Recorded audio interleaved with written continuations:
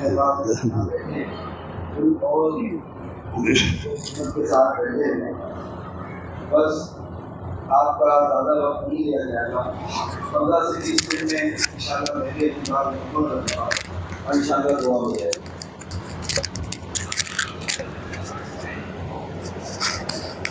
ماشاءاللہ دیکھیے آپ کے سامنے بہت سی باتیں حضرت مولانا نے اپنے بیان میں رکھی، آپ حضرات کو بتلایا. یہ فتنہ اور فتنے کے زمانے کے متعلق اللہ کے رسول صلی اللہ علیہ وسلم نے احادیث طیبہ میں مکمل کھول کے حضرات صحابہ کو اطلاع دی. اور ہمارا دین اسلام یہ کامل اور اکمل ہے. اللہ کے رسول صلی اللہ علیہ وسلم نے ایک ایک طریقے کو، ایک ایک چیزوں کو بہت واضح انداز سے پیارے نبی نے بیان کیا ہے. آپ حضرات کو ایک چھوٹی سی بات بتاؤں، قرآن اور احادیث کے اندر مکمل طور پر انسان کی زندگی گزارنے کے ایک ایک طریقے بتائے گئے. آقا صلی اللہ علیہ وسلم نے اپنے عمل سے اس کو ظاہر کیا ہے. آج سے چند زمانے پہلے ایک بہت بڑے بزرگ نے اپنی کتاب میں یہ بات لکھی ہے کہ دہلی کے علاقے میں ایک دواخانے کے اندر 2 حاملہ عورتوں کو بچہ پیدا ہوا. اب ایک عورت کو لڑکا ہوا، دوسری ماں کو لڑکی پیدا ہوئی. اب اس زمانے میں آپ نے یہ بات جانتے ہوں گے، آج سے چند سال پہلے ایسا کوئی چیز نہیں تھی کہ بتایا جا سکے یہ لڑکا ہے یا لڑکی ہے. آج سے کچھ سال پہلے علامت ڈال دی جاتی تھی پیروں میں کہ یہ فلاں کا لڑکا ہے، فلاں کی لڑکی ہے، پتہ چل جاتا تھا یہ اس کا لڑکا ہے، اس کی لڑکی ہے. لیکن اس زمانے کے اندر دہلی میں جب یہ 2 ماؤں کو بیٹے پیدا ہوئے، ایک کو لڑکا ہوا ایک کو لڑکی ہوئی، اب وہ جو نرس تھی وہ علامت لگانا بھول گئی. اب یہ نہیں پتہ چل پا رہا تھا کہ لڑکا کس کا ہے یا لڑکی کس کی ہے. اب ظاہر بات ہے جب ان ماؤں سے پوچھا گیا کہ بتاؤ لڑکا کس کا ہے اور لڑکی کس کی ہے، ہر ماں تو چاہتی ہے لڑکا میرا ہے، لڑکی کون بولے. تو دونوں ماؤں نے کہا لڑکا ہمارا ہے. اب دونوں میں اختلاف ہوا کہ ہر کوئی کہتا تھا لڑکا میرا ہے. اب فیصلہ کیسے کیا جائے؟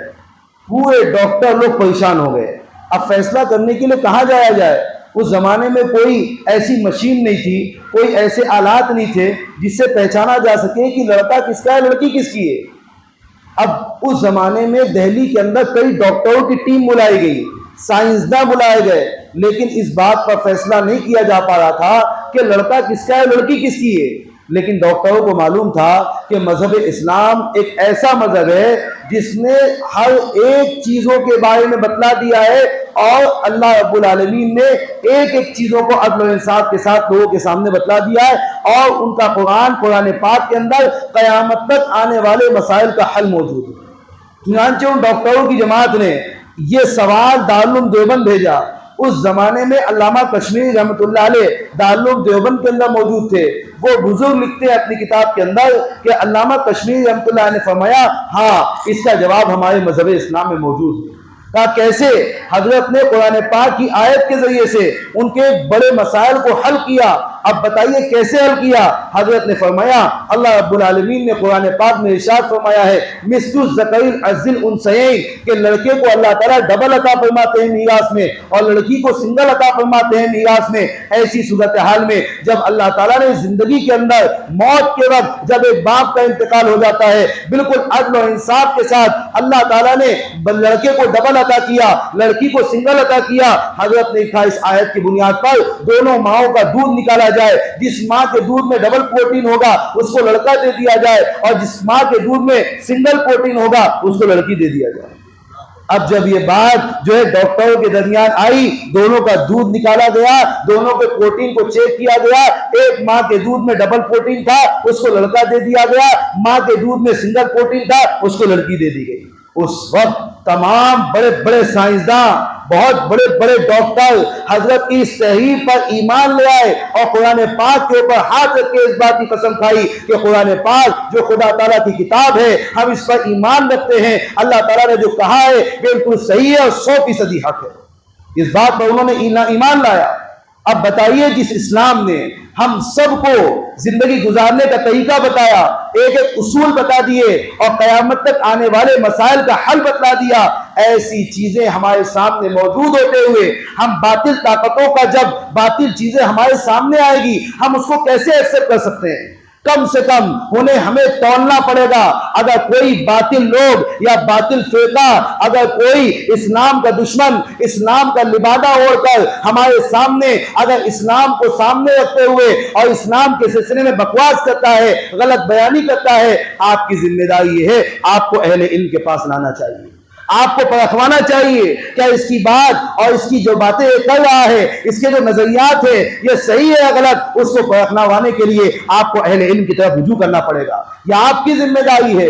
मैं आपके सामने एक मिसाल के जरिए समझाता हूं। 3 लोग हैं, एक डॉक्टर है, डॉक्टर अपने मौके महल पर अपना काम जानता है, और एक नंबर पर मोची है, वो अपने मौके महल पर अपना काम करना जानता है, और तीसरे नंबर पर दर्जी कपड़ा सिलने वाला वो अपने मौके महल पर अपना काम करना जानता है। अगर आप कहिए डॉक्टर क्या करता है, अगर जिस्म के अंदर चीरा हो जाए वो उसको जो है सिलाई करके वो अपना सिलाई करके टाके लगाता है, और जो मूची है अगर जो चप्पल या जूता फट जाता है वो उसके अंदर टाके लगाता है, और सिलाई करने वाला दर्जी ये कपड़ा सिल करके लोगों को देता है ताकि सिलाई करके वो अच्छे से पहन सके। आप तीनों के मकासद बदल दीजिए। आप मोची से कहिए वो जिस्म के ऊपर टाके लगाए, जाहिर बात है वो भी तो टाके लगाता है। डॉक्टर को कहिए वो कपड़ा सिल दे, और जो कपड़ा सिलने वाले दर्जी से कहिए वो जो जूता सिल दे। अब बताइए तीनों का काम अलग अलग कर दीजिए, पूरी कयामत तो तीनों पर आना है, कयामत तो तीनों पर आएगी। जो जिस्म है वो भी हलाक होगा, चप्पल जूते अगर डॉक्टर सिलेगा वो भी खत्म हो जाएगी, और अगर कपड़ा जो कोई डॉक्टर या कोई मोची सिलता है वो भी खराब करके रख देगा।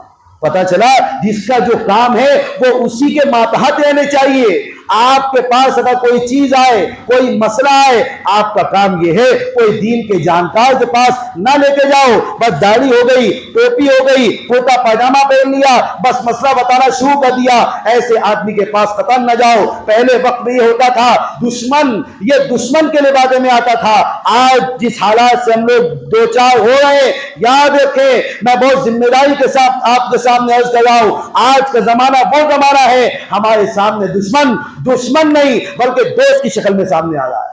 वो खुद जो है दाढ़ी रखता है, कुर्ता पजामा पहनता है, मिसवाक का इत्माम करता है, आपके साथ पहली सफ में नमाज पढ़ने वाला है, ये तमाम काम वो करेगा, लेकिन आप उसको दुश्मन नहीं समझेंगे।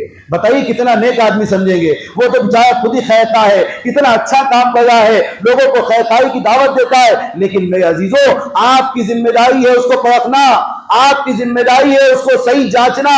आपने यूट्यूब खोला, यूट्यूब के ऊपर ऐसे ऐसे फितने, ऐसे खतरनाक नासूर फितने जिसको हम सुनते हैं और उनकी बात पर एतमाद कर लेते हैं, उनकी बात पर यकीन कर लेते हैं। जैसे यही मिर्जाई फितना, हजरत मौलाना ने चंद मिसालें दी, मैं आपको बताता हूं इसके बहकाने का तरीका क्या होता है, इसके लोगों का दिमाग खराब करने का तरीका क्या होता है। यह इमाम अबू हनीफा रहमतुल्लाह अलैह से बदजन करता है, इमाम मालिक से बदजन करता है, मसालिक के अरबा से बदजन करता है, और कहता है इन लोगों ने कुरान और हदीस के खिलाफ अपने मसाइल को लिखा है। वो खुद, मैंने उसकी यूट्यूब के अंदर एक बयान सुना, वो कहने लगा कि देखो ये जो है इमाम अबू हनीफा रहमतुल्लाह ने क्या अजीब बात लिखी है, इनको इतनी भी बात नहीं समझ में आती, नाउजुबिल्लाह। वो कहते हैं कि अगर कोई आदमी हलाला कर ले तो उसका यह हुक्म है। हालांकि हलाला करने के सिलसिले में अल्लाह के रसूल सल्लल्लाहु अलैहि वसल्लम की हदीस मौजूद है, लान अल्लाहुल मुहल्लिला वल मुहल्लल लहू। अब बताओ हुजूर तो हलाला करने पर लानत के बारे में इरशाद फरमा रहे हैं, और इमाम मुनीफा कहता है कि अगर कोई आदमी हलाला करे तो उसका हुक्म ये। अब बताइए इमाम साहब का हुक्म यहाँ पर यह बताया है कि इजाजत है हलाला करने की, अल्लाह के रसूल की हदीस बताइए कोई आदमी हलाला करता है उस पर अल्लाह की लानत है।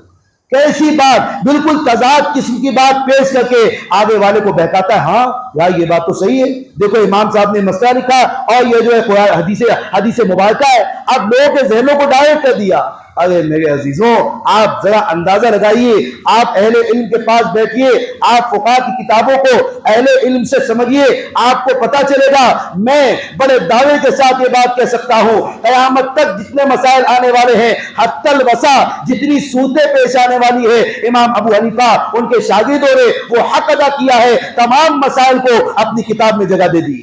آپ کو چھوٹا سا مسئلہ بتاتا ہوں، امام ابو حنیفہ رحمۃ اللہ علیہ کے ذریعے سے جن کو ہم اپنا پیشوا مانتے ہیں، ان کے اختلافی مسائل کو حل کر کے ہم ان کے راستے پر چلتے ہیں۔ امام ابو حنیفہ رحمۃ اللہ علیہ نے یہ مسئلہ لکھا ہے، کوئی آدمی اگر اپنی بیوی کے ناک کو طلاق دے، ہونٹوں کو طلاق دے، دانت کو طلاق دے، بھاؤں کو طلاق دے، پیر کو طلاق دے، ناخن کو طلاق دے، کیا حکم ہوگا؟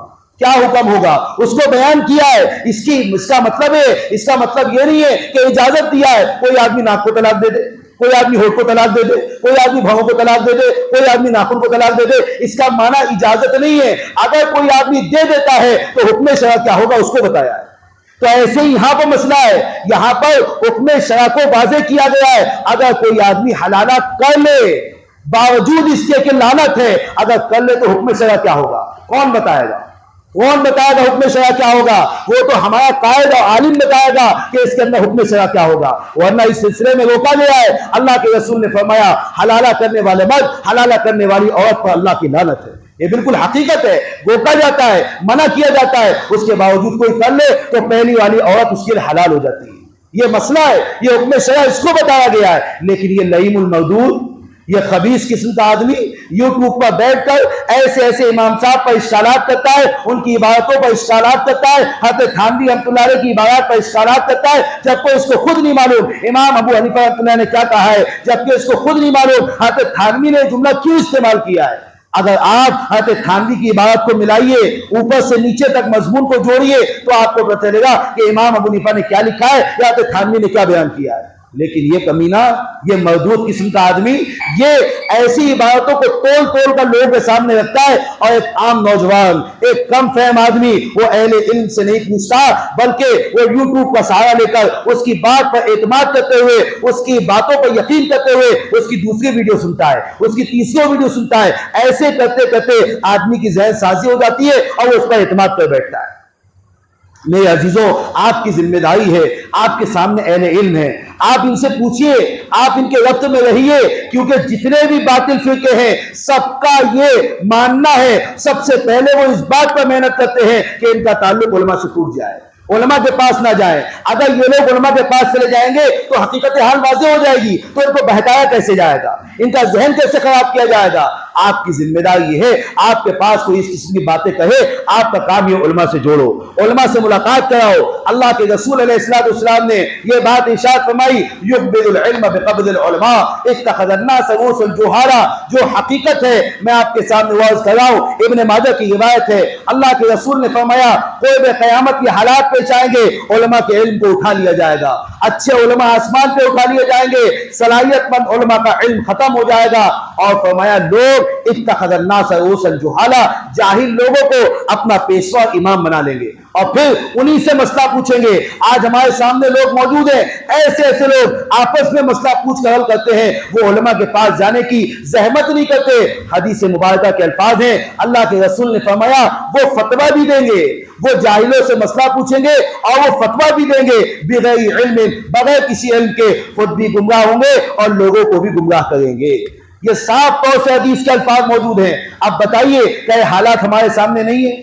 ہمارا کام ہے اہل علم سے مضبوطی سے اپنا تعلق قائم کرنا، اہل علم کے صحبت میں بیٹھنا، اہل علم کو اپنا رازدار بنانا، ایک ایک چیزوں کے بارے میں اہل علم کو اپنا رازدار بناؤ، اہل علم کے سامنے جانو تلمس طے کرو، ان کے پاس آؤ، اپنے مسائل کا حل کراؤ۔ بہت سے نوجوان اپنے دلوں میں مسائل کو جذب کر جاتے لیکن علماء سے پوچھنے کی کوئی تحقیق نہیں کرتے۔ میں بہت ذمہ داری کے ساتھ عرض کر رہا ہوں، شادی کے مسائل ہو یا پوشیدہ راز کے مسائل ہو، کبھی بھی علماء کے پاس آ کے ہم اپنے مسائل کو حل نہیں کرتے کہ میری بیوی کے ساتھ یہ معاملات ہیں، میرے ذاتی معاملات یہ ہیں، میں نوجوان ہو چکا ہوں، میرے ساتھ یہ حالات پیش آ رہے ہیں، میرے ساتھ ایسا ہو رہا ہے۔ اپنے دل کی باتوں کو علماء کو بتاؤ، انشاءاللہ آپ کے ایک ایک مسائل کا حل حضرات علماء دیں گے، حدیث کے مطابق دیں گے، قرآن کے مطابق دیں گے۔ آپ کی اصلاح علماء کریں گے، آپ کے عمل کی اصلاح بھی علماء کریں گے، آپ کی دینی اصلاح بھی علماء کریں گے انشاءاللہ۔ تب کہیں جا کر آپ کی زندگی میں چین و سکون پیدا ہوگا۔ میرے عزیزوں، یہ گزارشات میں اس لیے رکھ رہا ہوں، اللہ کے رسول نے اور قرآن پاک میں اللہ رب العالمین نے صاف طور سے ارشاد فرمایا ایسے حالات پیش آئیں گے، لوگ نشے کی حالت میں ہوں گے، لوگ ایک دوسرے سے تعلق کو چھوڑ چکے ہوں گے۔ اپنے آپ کے بارے میں نہیں سوچیں گے، اپنے اہل علم کی قدردانی لوگوں کے دلوں سے نکال دی جائے گی، لوگ اپنے اہل علم کو اچھی نگاہوں سے نہیں دیکھیں گے، ان پر اعتماد کا اظہار نہیں کریں گے۔ یہ ساری باتیں اللہ کے رسول نے ارشاد فرمائی، اور فرمایا اللہ رب العالمین نے قرآن پاک میں ان زلزلۃ الساعۃ شیء عظیم، قیامت ایک ہولناکی ہے، اور تم دیکھو گے یوم ترونھا تذہل کل مرضعۃ عما ارضعت وتضع کل ذات حمل حملها وترى الناس سکارى وما هم بسکارى ولكن عذاب اللہ شدید۔ قرآن پاک میں آیت پاک کے اندر جو بیان کیا گیا ہے، جو مضمون بتایا گیا ہے، اللہ کے رسول نے فرمایا اے ایمان والو، قیامت ایک زلزلہ آمیز چیز ہے، زلزلہ آئے گا اور تم دیکھو گے ایک دودھ پلانے والی عورت اپنے دودھ پلائے بچے کو چھوڑ دے گی، بھول جائے گی یہ میرا بچہ ہے، اور پھر ایک حاملہ عورت اپنے پیٹ سے حمل کو نکال دے گی، اور تم دیکھو گے لوگ نشے کی حالت میں ہوں گے۔ یہ تین مضمون کے بارے میں حضرات مفسرین نے بڑی تفصیل ارشاد فرمائی ہے۔ ایک بات تو یہ بتائی، حقیقت حال جیسا بتایا ویسے ہی ہوگا، لیکن آج کے زمانے میں اگر انتباہ کیا جائے تو آپ دیکھیں گے بہت ساری عورتیں بچے پیدا کر کے دوسروں کے حوالے کر دیتی ہے، دودھ نہیں پلاتی، اپنے سے دوری اختیار کر لیتی ہے، یہ حرام کی اولاد ہے، میں کیا کروں، ایسا ہو گیا، زنا کے ذریعے سے بچہ پیدا ہو گیا، میں ماں باپ کو کیا جواب دوں گی، وہ ویسے ہی چھوڑ دیتی ہے۔ ایسے دنیا کے اندر ماحول پیدا ہو چکے اور اپنے حمل کو گرائیں گی۔ آج بتائیے زنا اتنا عام ہو چکا ہے، اللہ کے رسول نے فرمایا جب شادی کو مشکل بنا دیا جائے گا زنا آسان ہو جائے گا۔ آج زنا کتنا آسان ہے، لوگ اپنی گرل فرینڈ بناتے ہیں، اس سے قریب جاتے ہیں، محبت کی باتیں کرتے ہیں، اور پھر دھیرے دھیرے کر کے اس گناہ کے اندر مبتلا ہو جاتے ہیں، اور جب حمل ٹھہر جاتا ہے اب اس کے پاس اس ڈاکٹر کے پاس، اور کہتے ہیں حمل ضائع کرنے کی دوائی دیجیے، اور دوائی مارکیٹ کے اندر اپلوڈ ہے، مل رہی ہے، وہ جا کر دوائیاں خریدتے اور اپنے حمل کو ضائع کر دیتے۔ قرآن پاک کی آیت ہی بتا رہی ہے، اور پھر قرآن آگے کہتا ہے وَتَرَى النَّاسَ سُکَارَى، لوگ نشے میں ہوں گے، حالانکہ نشہ نہیں ہوگا۔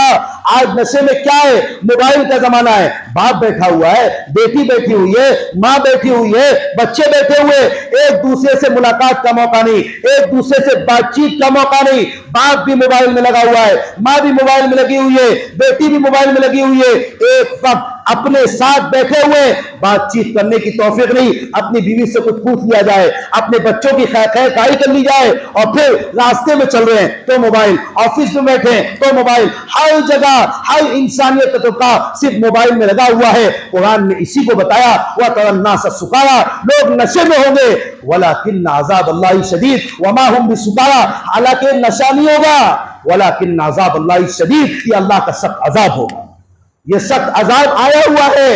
میرے عزیزوں، اس عذاب سے بچنا ہے، اس عذاب سے بچنے کی سب سے بہترین تدبیر اللہ کے رسول نے ارشاد فرمائی۔ صحابہ نے پوچھا اے اللہ کے رسول، ایسے فتنے بھرے زمانے سے ہم اپنے آپ کو کیسے بچائیں؟ اللہ کے رسول نے فرمایا علماء کو پکڑو، جماعت المسلمین کو پکڑ لو، اور اگر یہ دونوں نہ ملے تو ایک درخت کے نیچے شاخوں کو پکڑ کے اپنی جان وہی دے دینا، لیکن کسی فتنے کا شکار مت بننا۔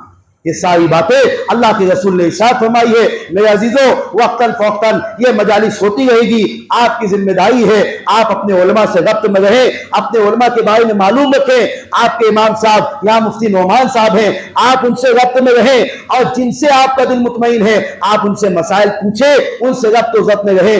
انشاءاللہ یہ فتنے آتے رہیں گے اور فتنے آئیں گے، اور انشاءاللہ اہل علم حضرات ان فتنوں کا تعاقب کر کے ان کو ختم کرنے کے لیے سینہ تھام کر انشاءاللہ کھڑے ہوئے ہیں، اور پھر دلائل کی طاقتوں کے ساتھ ان فتنوں کا مقابلہ کریں گے اور ختم بھی کریں گے انشاءاللہ۔ اللہ تعالیٰ مجھے آپ کو سب کو عمل کرنے کی توفیق عطا فرمائے۔ آئندہ ایک دوسرا اعلان یہ ہے کہ 20 تاریخ کو یعنی پرسوں کے دن بعد نماز عشاء مسجد فاطمہ میں بعد نماز عشاء اسی عنوان پر انشاءاللہ 2 بڑے عالموں کے بیان ہوں گے۔ آپ حضرات بھرپور استفادہ کریں، وہاں بھی پہنچے، اپنے وقت کو فارغ کر کے وہاں پہنچ کر مکمل طور پر استفادہ کریں۔ آئندہ بھی مجالس کے اعلانات آپ کے سامنے آئیں گے، آپ حضرات اپنی ذمہ داری سے اس کا تہیہ کریں، اپنے تعلق علماء سے جوڑیں گے اور ان مجالس کے اندر بیٹھیں گے۔ اللہ تعالیٰ مجھے آپ کو سب کو عمل کرنے کی توفیق عطا فرمائے۔